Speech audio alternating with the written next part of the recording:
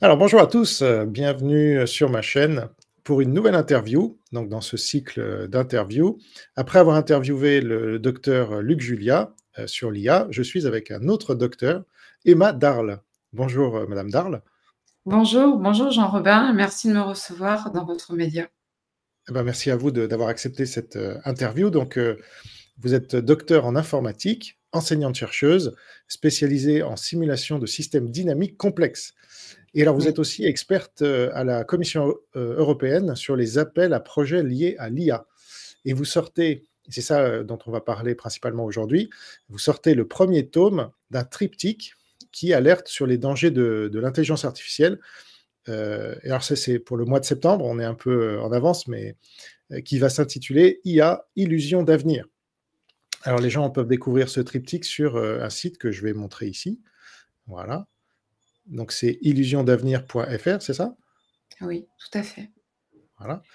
Et donc, vous avez fait une présentation lors de la commission d'enquête parlementaire sur les effets indésirables. Donc ça, c'est sur un autre sujet, parce que vous avez beaucoup de casquettes. Donc ça, c'était au sujet de la pandémie et de ses conséquences. Et et alors, vous avez aussi fait une présentation devant le sénateur américain Ron Johnson, que moi je connais bien pour avoir couvert l'actualité américaine. Et puis, vous avez fait d'autres présentations, notamment au Parlement en Roumanie. Et vous êtes engagé pour la défense des enfants et pour la reconnaissance des victimes du vaccin, qu'on n'appellera pas Covid, donc, mais c'est l'OMS qui l'avait appelé comme ça pour pas dire virus chinois. En tout cas, on a beaucoup de combats communs et c'est vraiment un plaisir de vous recevoir aujourd'hui. On ne se connaissait pas et je vous ai découvert un peu par hasard sur Twitter. Comme quoi, les réseaux sociaux, ça peut servir à quelque chose aussi. C'est pas que des empoignades. Alors, on va commencer par votre triptyque. Donc, le premier tome propose une exploration critique et vulgarisée des effets réels de l'intelligence artificielle sur nos sociétés contemporaines, au niveau de l'emploi, de l'éducation, de la santé, des libertés publiques et de la gouvernance. Alors, est-ce que vous pouvez nous en dire plus sur les raisons pour lesquelles vous avez écrit ce triptyque? Donc, c'est sacrée aventure, là. 3 tomes qui sortiront d'ici un an. Le premier Oui, en septembre. j'ai voulu le découper en 3 tomes parce que d'abord, c'est assez dense, parce que les questions autour de l'IA sont diverses, elles sont plus ou moins complexes. Mais j'ai souhaité dédier le premier tome pour justement au danger de l'intelligence artificielle.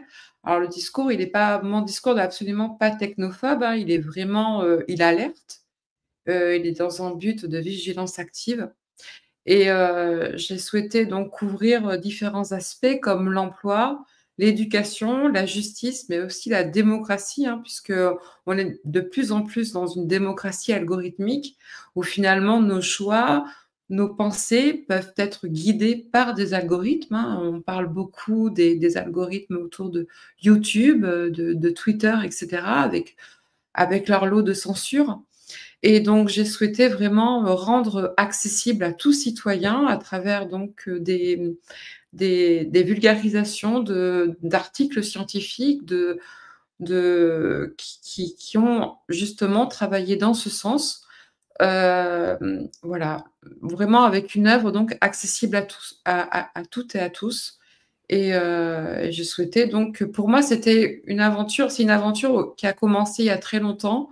J'ai été à la Commission européenne justement, en tant qu'experte, hein, sur les appels à projets, autour de l'intelligence artificielle. Ce sont des appels à projets, qui visaient à mettre, de l'intelligence artificielle partout, hein, chez votre boulanger, chez votre mécanicien, vraiment, voilà, inonder la population autour de à base voilà, avec l'IA. Et puis derrière, il y a aussi des enjeux économiques, hein, parce que c'est aussi l'argent des citoyens.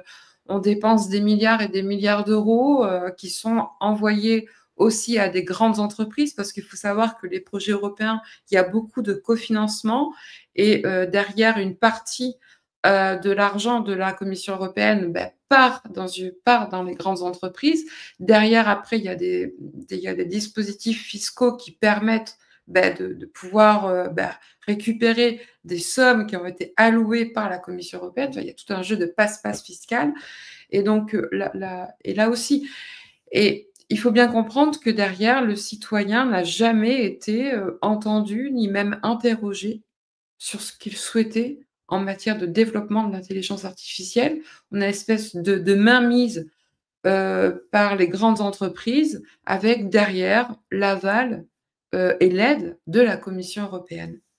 Voilà. Et du gouvernement français, j'imagine, puisqu'il participe à tout Oui, ça. Macron qui met en avant, l'IA à fond, oui. notamment récemment.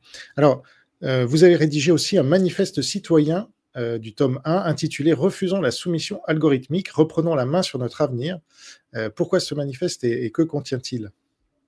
Alors justement, en fait, le tome 1, qui parle beaucoup, en fait, de la manipulation, hein, de par, l'intelligence artificielle et puis, son rôle de catalyseur, hein, autour des discriminations et des inégalités, donc dans divers, secteurs. Je souhaitais lui donner justement, cette âme, de pouvoir, expliquer que enfin, de pouvoir dire justement que le combat n'est pas technophobe. Le combat, il n'est pas de refuser la technologie en tant que telle, il est de pouvoir remettre du sens dans la technologie. Il faut que la technologie, pardon, serve à l'humain et que l'humain soit au centre de toutes les préoccupations, finalement.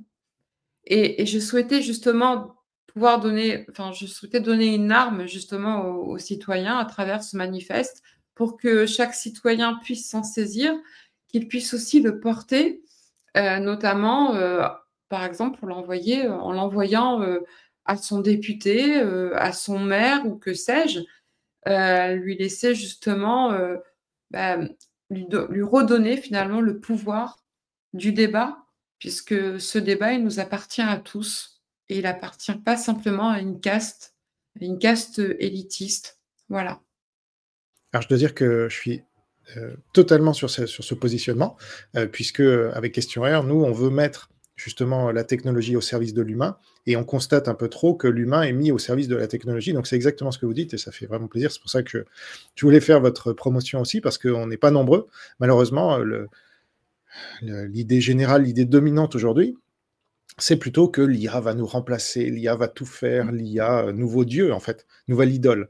Et donc, en plus je suis chrétien, donc voilà, ça me touche d'autant plus. Et alors, est-ce que vous pouvez nous donner un petit aperçu de ce dont, les 2e et 3e tomes, parleront? Est-ce qu'ils sont déjà rédigés ou est-ce que vous en avez déjà, l'idée? Le deuxième est en fin de préparation, notamment avec mon éditeur.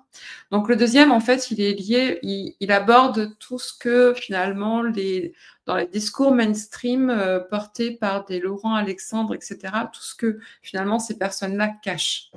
Je parle de l'IA militaire parce qu'aujourd'hui, finalement la mode, presque est à la guerre malheureusement.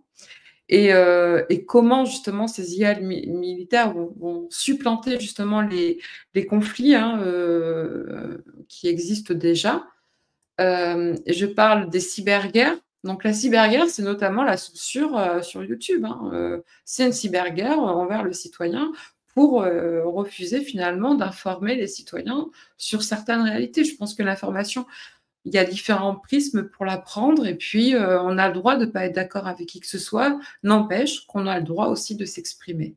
Donc, voilà, le second tome aborde tout ça. Il aborde aussi le phénomène de l'IA quantique qui est voué, finalement à supplanter, l'IA, d'aujourd'hui et il parle beaucoup aussi de la conscience artificielle, ce que j'aborde déjà dans le premier tome, mais là avec une analyse beaucoup plus approfondie. Et puis, voilà. Ça, c'est le second tome qui s'intitule «La guerre des IA» puisque, il y a aussi derrière, l'intelligence artificielle tout un modèle économique, hein, avec des majors de big tech qui se font finalement, la guerre elle-même. Mais c'est pas au service des citoyens, hein, c'est bien sûr, à leur propre, service. Et donc le troisième tome est lié plutôt enfin, il est dédié à une digression, philosophique dans laquelle, en fait, j'aborde notamment, Agamben, Michel Foucault, les travaux de Foucault, à travers justement la gouvernementalité algorithmique. et en expliquant que l'intelligence artificielle, c'est la dernière pierre de l'édifice, en fait, au biopouvoir. Ce que déjà, toute la théorie, hein, de Michel Foucault, hein, qui a voilà, hem, on a connu le biopouvoir à travers le covid et puis finalement l'intelligence artificielle, c'est la dernière pierre qui va vraiment, en fait, restreindre toute la liberté fondamentale, la liberté que nous connaissons aujourd'hui pour en faire finalement un modèle sociétal, totalement contrôlé où l'individu ne devient plus qu'une donnée, et rien que dans le fait finalement de vouloir, préserver son identité, préserver, ce qu'il est, devient suspect. Voilà. C'est ça, c'est l'individu n'est plus qu'une donnée et en plus on lui vole ses données. Donc en plus, c'est une vache à lait, une vache à données, qu'on vole et dont on viole l'intimité. Donc alors je vous cite dans le premier tome, l'IA d'aujourd'hui n'est pas magique, elle ne pense pas, elle ne comprend pas, elle calcule, classe, prédit avec une efficacité froide. Alors, Oui. est-ce qu'il faut malgré tout parler d'IA, donc d'intelligence artificielle? Est-ce que l'expression machine learning ne serait pas plus appropriée? Oui, alors justement dans le premier tome, hein, j'explique, hein, ce qu'est le machine learning et ce qu'est aussi le deep learning. Le deep learning, c'est une branche en fait du machine learning, hein, avec des réseaux de neurones artificiels. En fait, on parle d'intelligence artificielle parce que justement les modèles sont faits en fait à base de réseaux de neurones. Les réseaux de neurones existent depuis les années 70, hein. On a juste, démocratisé ça avec, ce qu'on appelle donc des bibliothèques informatiques capables de calculer plus vite.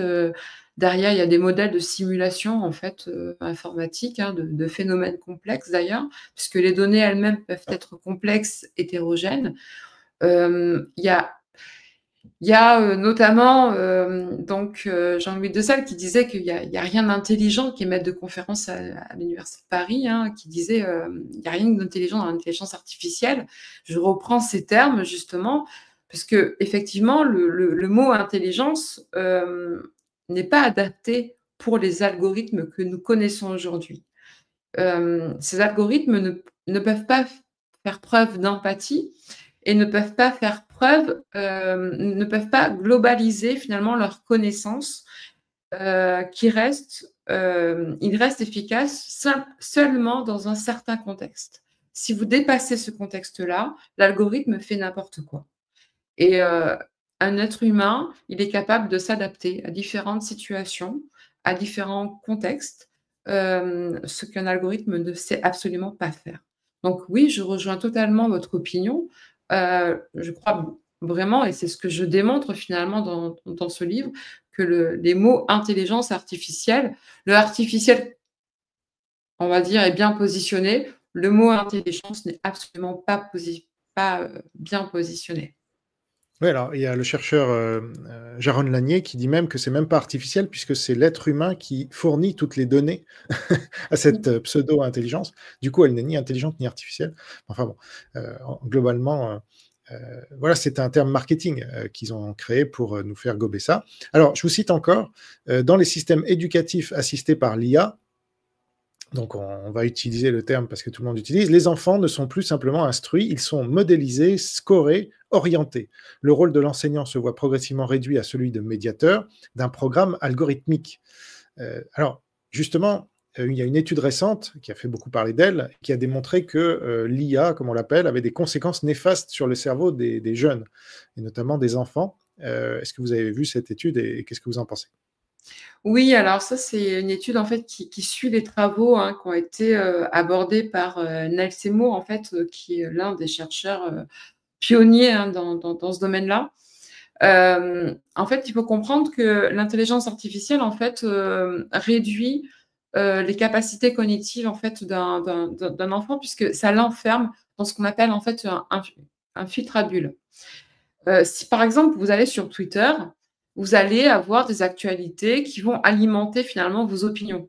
Vous allez rarement en fait, ou passablement on va dire, de façon très, difficile, pouvoir, aller voir finalement, ce que d'autres personnes, pensent et qui ne vont pas forcément dans le sens de vos opinions.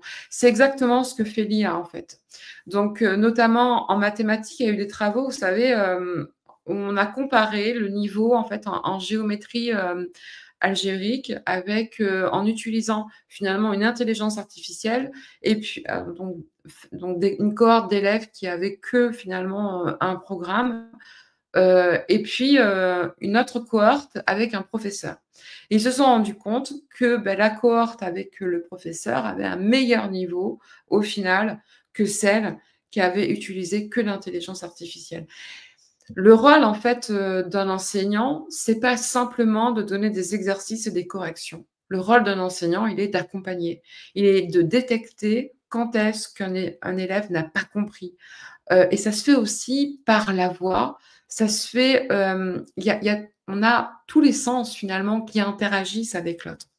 Et rien que donner finalement confiance en un étudiant, en un élève, lui dire: «Tu es capable de le faire», eh bien ça, une intelligence artificielle ne peut pas le faire.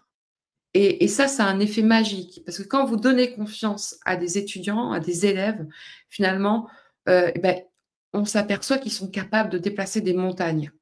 Et c'est bien là le problème, c'est que, on prend finalement l'enseignement juste comme, vous savez, un tas de supports de cours, qui se réduiraient finalement à des vidéos en ligne ou à des PowerPoint qu'on balancerait et puis des exercices qu'on ferait. Non, c'est pas que ça en fait l'enseignement. L'enseignement, c'est multifactoriel, l'enseignement, c'est quelque chose de complexe et une machine ne peut pas remplacer un enseignant.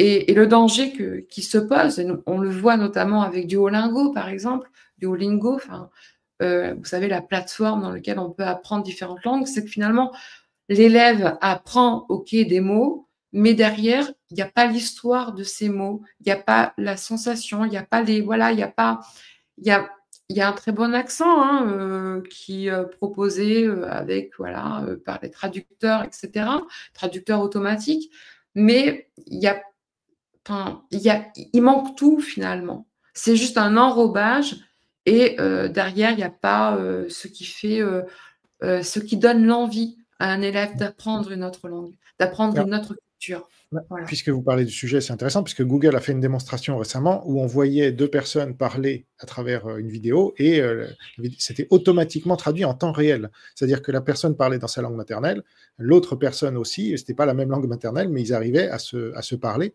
Est-ce que là, on n'arrive pas à une histoire de tour de Babel parce que finalement, c'est Google qui maîtrise la traduction. Donc s'il y a des mots qui conviennent pas ou qui sont mal traduits, on le saura pas. Tout à fait. Ça pose la question de la manipulation de l'information, en fait. C'est exactement aussi ce que j'aborde. Ça, c'est valable finalement dans tous les domaines, hein. On le prend dans les langues étrangères, mais on peut le prendre aussi, sur les informations, par exemple, mainstream, hein, c'est-à-dire qu'à un moment donné, on a des personnes qui nous disent, ce qu'on doit dire et comment on doit le dire et finalement, ce qu'on doit penser et comment on doit le penser. Et il y a quelque chose de très manipulatoire, hein, là-dedans parce que derrière, il y a aussi, on nous met dans la tête finalement qu'on est, manipulable et qu'on est, et sans s'en rendre compte, finalement, on est complètement influencé, ou en tout cas influençable. Et alors Laisser oui, la main mise finalement à des compagnies, de dire finalement, on doit utiliser tel mot et pas un autre et cetera, c'est une forme aussi de désinformation culturelle puisque les mots en fait ont un sens et elles ont une histoire. Les mots ont une histoire. On ne dit pas tel mot pour rien en fait, c'est parce que derrière il y a eu, voilà tout un cheminement. Et ça malheureusement, Google n'est pas capable de l'expliquer et ne veut pas l'expliquer. C'est un peu la fabrique un peu du crétin, hein, voilà, enfin, plus on va là-dedans, plus on va fabriquer une génération, de crétins. On voit que le niveau baisse de plus en plus, hein, et moi je le vois en tant qu'enseignante-chercheuse. Malheureusement, moi j'arrive, à avoir des étudiants qui savent à peine lire. Je ne comprends pas en première année de fac comment on ne peut pas assimiler le sens d'une phrase. Des étudiants qui savent à peine compter, qui savent à peine poser des divisions, je ne plaisante pas. Alors pas tous, mais ça arrive Je ne comprends pas pourquoi ça arrive et malheureusement, on va vers ce cheminement-là et plus on avance d'année en année, plus on voit que le niveau devient catastrophique.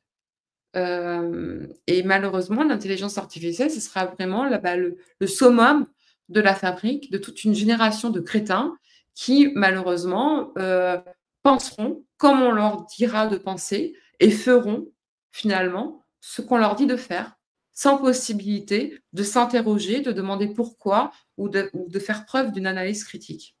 Voilà. Oui, c'est aussi, ma crainte parce que, on voit que, bon, quand on a un certain historique avant l'intelligence artificielle, on peut s'en servir comme un outil, utile parce qu'on a Mmh, tout ce passé.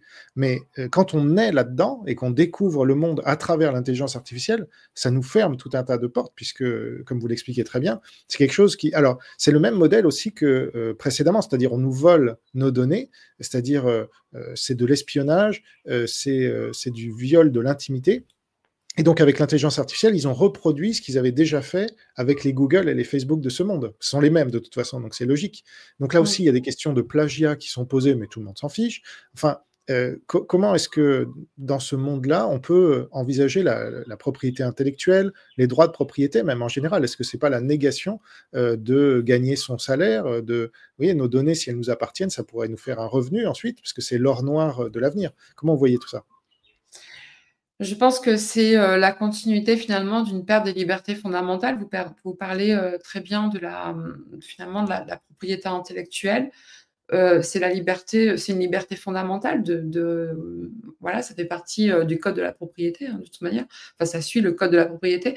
Derrière, on nous enlève notre propriété intellectuelle. Demain, ce sera notre droit à la propriété tout court. Et aujourd'hui, lutter contre justement, les Facebook, les Google et cetera, je crois que ça demande, énormément d'investissement, ça demande énormément de résistance. Je pense que quand même, il y a quand même des voies possibles.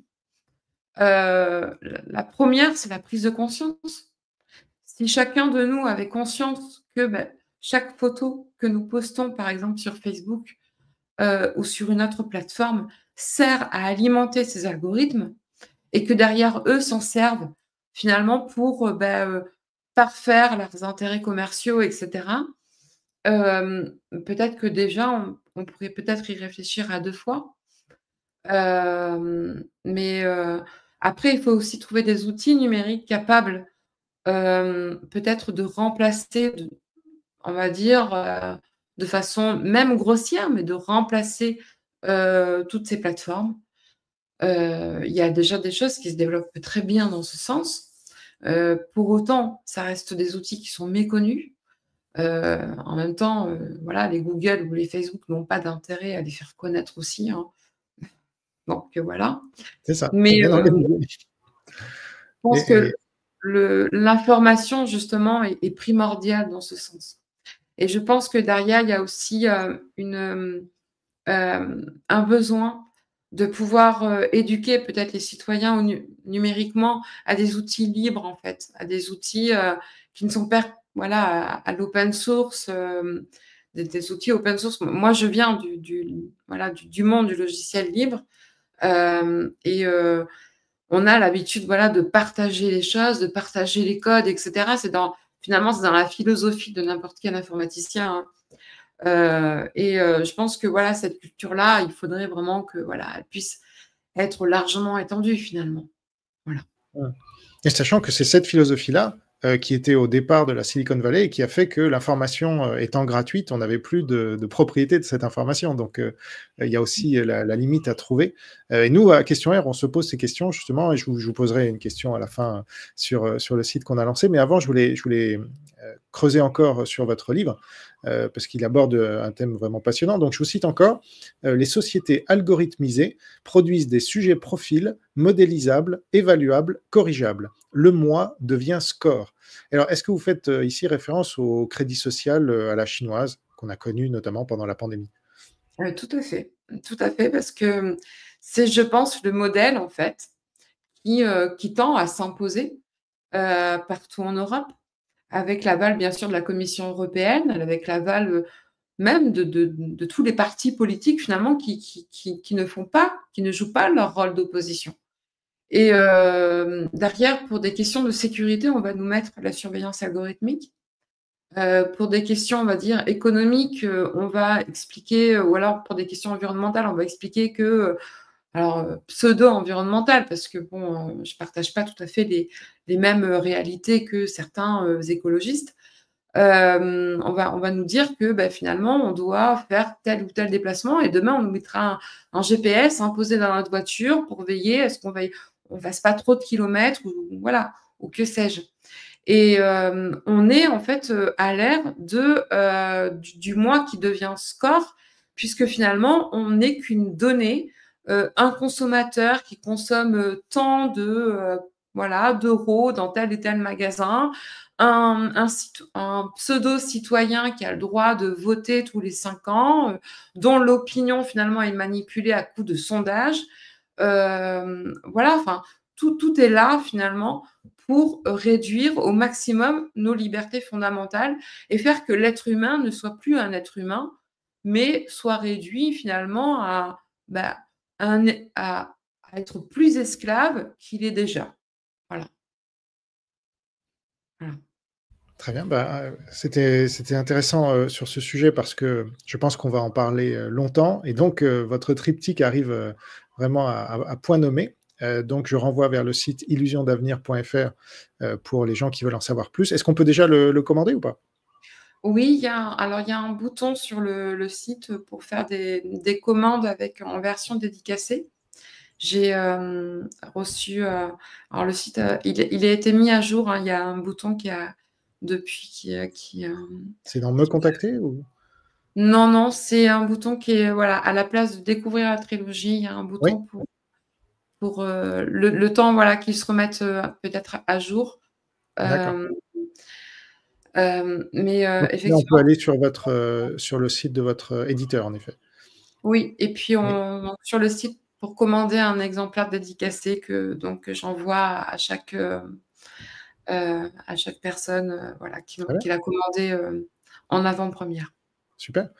Et donc, je voulais vous poser deux dernières questions. L'une sur les enfants parce que c'est un de nos combats communs, également. Donc vous êtes engagé pour la défense des enfants et alors pour mon média participatif Question R, j'ai interviewé, notamment Jean-Paul Enthoven qui m'a déclaré que si Gabriel Matzneff devait aller en prison, alors Brigitte Macron également. Et je voulais avoir, votre réaction sur cette, déclaration. Je ne sais pas si vous avez vu, circuler la vidéo, elle a pas mal tourné. Oui, alors moi, je suis assez d'accord avec lui, voilà, dans la mesure où, il y a des lois dans notre pays, et parmi ces lois, il y a une loi qui dit on a l'interdiction d'avoir des rapports sexuels avec des mineurs, on va dire de moins de 15 ans. D'accord? Ça, c'est une loi, en fait, hein. Elle existe et les lois, elles sont valables pour tout le monde, même pour, finalement, les Brigitte Macron. Je suis désolée pour elles, ou pas. Mais il y a eu effectivement, il y a eu un détournement de mineurs. Un voilà, donc moi je rentrerai pas dans le débat de savoir si c'est un homme ou une femme. Il y a des personnes qui le font très bien, notamment, des voilà, des lanceurs d'alerte. Moi alors c'est pas un manque de lâcheté ou quoi que ce soit, c'est juste que ça m'intéresse pas forcément en fait. Ce qui voilà, de savoir si c'était un homme avant ou si c'était une femme. Bon après oui, il y a peut-être eu un mensonge d'État, là, c'est voilà, c'est à la justice de le dire. Mais tant est-il, même si c'était un homme ou même si c'est une femme, peu importe, il y a eu un détournement de mineur. Voilà. Mmh. Donc oui, aux yeux de la loi, logiquement, en toute logique, Brigitte Macron devrait rendre des comptes à un juge. Voilà. Après la question et il y a ces cas prescription. Parce qu'il y a une prescription, il me semble, de 20 ans et depuis les faits, il y a eu prescription. Et c'est d'ailleurs aussi pour ça que sur ces on va dire, sur ces délits, hein, les délits, qui touchent, aux enfants, j'avais interpellé, une députée pour voilà, pour, essayer de déposer un amendement pour, supprimer, cette prescription puisque là, on parle d'affaires très graves. Il y a parfois, on l'a vu dans l'affaire Betaram aussi, hein, des victimes qui peuvent plus porter plainte parce que malheureusement il y a prescription. Elles n'en restent pas moins des victimes et leur bourreau, même si on va dire, bon il est mort, mais à ce titre-là quand même, il y a d'autres responsables, hein, il y a toute une chaîne de responsables, hein, qui étaient au courant finalement de ce qui se passait là-bas et qui ont essayé d'étouffer l'affaire. Je pense notamment, si je ne me trompe pas, à François Bayrou, hein, dont l'épouse était professeure là-bas. Donc, ce type de prescription ne devrait pas avoir lieu, ne devrait pas être, en tout cas, ne devrait pas perdurer dans une société saine. On doit protéger les enfants, quoi qu'il en coûte. Et les enfants sont sacrés et c'est pour ça que je ne comprends pas en fait, pourquoi, effectivement, voilà, il y a toujours, voilà. C'est ça, et c'est à cause de cette prescription que Gabriel Matzneff n'a toujours pas fait un seul jour de prison, et que ceux qui en ont fait la promotion pendant des décennies, dernièrement, voilà, Thierry Ardisson est décédé. Moi, j'ai fait un live sur son sujet parce que je l'ai suivi pendant 20 ans. Lui, il a invité Matzneff Tenter Plus, il a reçu la Légion d'honneur à la fin de sa vie. Donc, Bernard C'est Pivot, odieux, pareil, etc. Voilà. c'est odieux et on touche, vraiment, on a presque l'impression que finalement, ça sera la personne la plus pourrie qui sera la plus récompensée. Hem, Moi, avec toutes les, on va dire, les affaires, qui ont gravité autour de Marlène, Schiappa, je ne comprends pas pourquoi elle a reçu la Légion d'honneur. Quand on parle, par exemple, du fonds Marianne, voilà, cette affaire n'est pas claire, même s'il y a une commission d'enquête et cetera. La façon dont elle s'est exprimée, la façon dont elle a parlé, aux sénateurs avec, son manque de respect, qu'on lui connaît, hein, je ne comprends pas en fait, la Légion d'honneur à Agnès Buzyn, heu, voilà, enfin, C'est ça. tout ça c'est La tellement, liste est longue, malheureusement. oui, oui, ils sont nombreux, hein. C'est ça. Donc on est dans un monde, finalement, où on récompense, finalement, ceux qu'on ne devrait pas récompenser.